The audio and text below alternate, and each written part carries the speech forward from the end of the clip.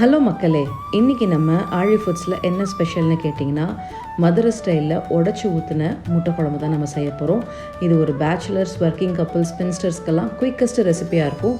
ரொம்ப தரமான சுவையாக நம்ம ஆழி ஃபுட்ஸ் மீட் குழம்பு மசாலா வச்சு எப்படி குயிக்கஸ்ட்டு அந்த முட்டை குழம்பு செய்கிறதுன்னு பார்த்துடலாம். அடுப்பில் ஒரு பேன் வச்சுக்கோங்க, தேவையான அளவு எண்ணெய் ஊற்றிக்கோங்க, பொடிசாக நறுக்கின பெரிய வெங்காயத்தை போட்டு நல்லா வதக்கிக்கோங்க. அதோட தக்காளி நான் பேஸ்ட்டாக அரைச்சி வச்சுருக்கிறேன். இந்த தக்காளி இந்த ஸ்டேஜில் ஆட் பண்ணிக்கோங்க. இஞ்சி பூண்டு பேஸ்ட்டு.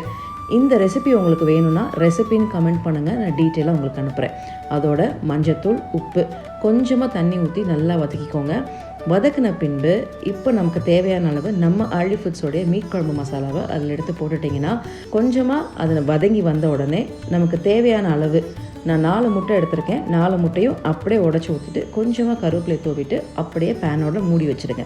மூடி வச்சுட்டு ஒரு 10 நிமிஷம் கழித்து எடுத்துட்டிங்கன்னா அட்டகாசமான முட்டை குழம்பு ரெடி.